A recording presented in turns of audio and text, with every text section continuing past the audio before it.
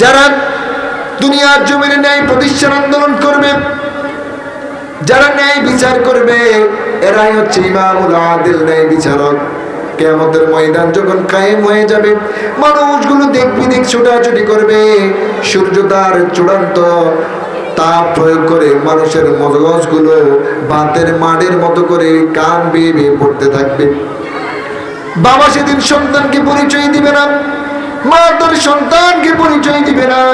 কি বিভীষিকাময় এক অবস্থা!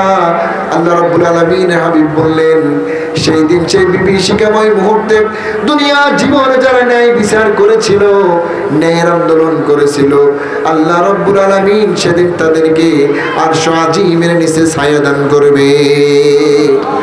ন্যায় বিচার করতে হবে। অনেক সময় নেতার ছেলে অপরাধ করলে তার আর বিচার হয় না, আছে না? কিন্তু অন্য কেউ যখন অন্যায় করে তখন বিচার খুব কঠিন ভাবে করে। নেতা আগে আগে হাজির, বিচার করবে, কিন্তু তার ছেলে ঘরে ঢুকে অন্য নারীর ইজ্জত ধ্বংস করেছে, সেই বেলা সে আর বিচার জানে না, আছে না নাই?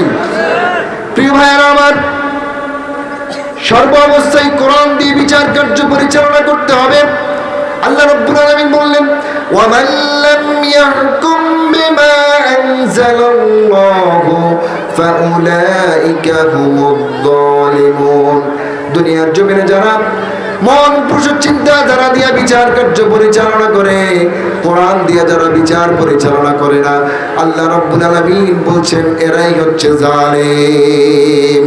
যদি এই কোরআনের আয়াতকে আমরা রিসার্চ করি, যদি এই কোরআনের আয়াতকে আমরা সামনে রেখে কথা বলি, তাহলে 54 বছর যত বিচার কার্য পরিচালনা করেছে প্রত্যেকটা বিচারক হচ্ছে জালিম।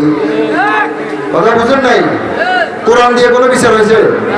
যদি কোরআন দিয়ে বিচার হইতো, মেম্বার চেয়ারম্যান গম চুরির কারণে হাত কাটা যেত, পরের দিন আর এসে বলতে পারতো না আমাকে ভোট দিয়ে। হাত আর নাড়ার সুযোগ নাই, কারণ তার হাতের কবজিয়েই নাই। যদি কোরআন থাকতো, আজকে কোরআন আছে নামাজে, কোরআন আছে আলমারিতে, কোরআন আছে খতমে, কোরআন আছে পানি পড়ায়, সংসদে নাই। ঠিক কিনা বলেন? এই সংসদে যদি কোরআন যেত, তাহলে অনেক নেতা চুরির অপরাধে হাত কাটা নিয়ে আর রাজনীতি করতে পারতো, শুধু ভালো মানুষরাই রাজনীতি করত। ঠিক কিনা বলেন? এরপরে আল্লাহ রাব্বুল আলামিন বললেন, ওয়ামা লিয-যালিমিনা মিন আনসার। দুনিয়ার জমিনে যারা কোরআন দিয়ে বিচার করে না, এরাই হচ্ছে জালিম। আর কিয়ামতের দিন ওয়ামা লিয-যালিমিনা মিন আনসার, জালিমকে সহযোগিতা করার মতো কেউই থাকবে না। সেদিন আপনার নেতাও আপনাকে পরিচয় দেবে না, কোন কর্মীও তার নেতাকে পরিচয় দেওয়ার সময় পাবে না, কারণ ইন্নাল্লাহা লা ইয়াহদিল কওমাজ যালিমিন। যারা দুনিয়ার জমিনে কোরআনের বিপক্ষে অবস্থান করে, আল্লাহ রাব্বুল আলামিন তাদেরকে হেদায়েত দেন না। কথাটা কার? তাহলে হেদায়েত যদি পেতে চাই, সর্ব অবস্থায় কোরআনকে আঁকড়ে ধরতে হবে। ঠিক কিনা বলেন? আমার পরিবারে আমার সন্তান যদি অপরাধ করে, তার ব্যাপারেও আমার কঠোর মনোভাব থাকবে। আবার অন্য কেউ যদি অপরাধ করে, তার বিপক্ষেও আমার কঠোর মনোভাব থাকবে। তাহলে আমি ন্যায় বিচারক। ছোট্ট একটি ঘটনা বলছি প্রিয় ভাইয়েরা আমার।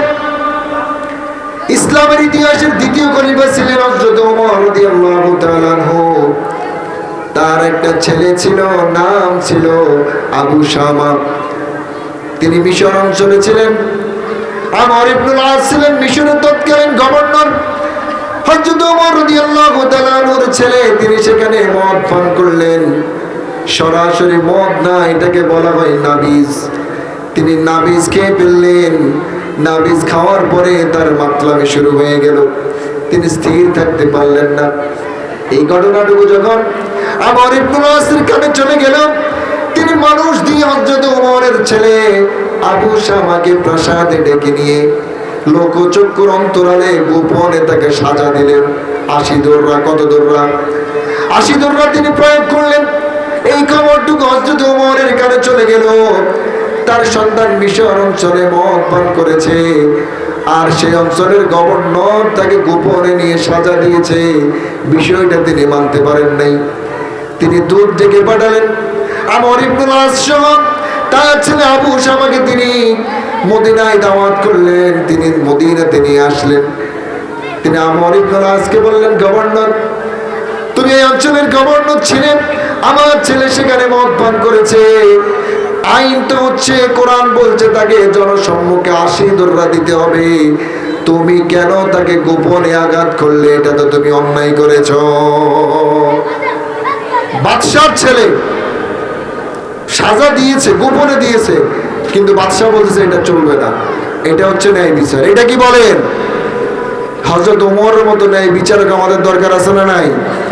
ময়দানে আমরা জনপ্রতিনিধি নির্বাচন করি আবু জাহেলের মতো লোককে, আর বিপদে পড়লে বিচার চাই ওমরের।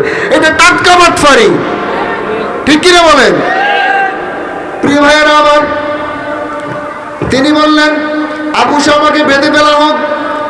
খেজুর গাছের সাথে তার আপন সন্তানটাকে তিনি বেঁধে ফেললেন।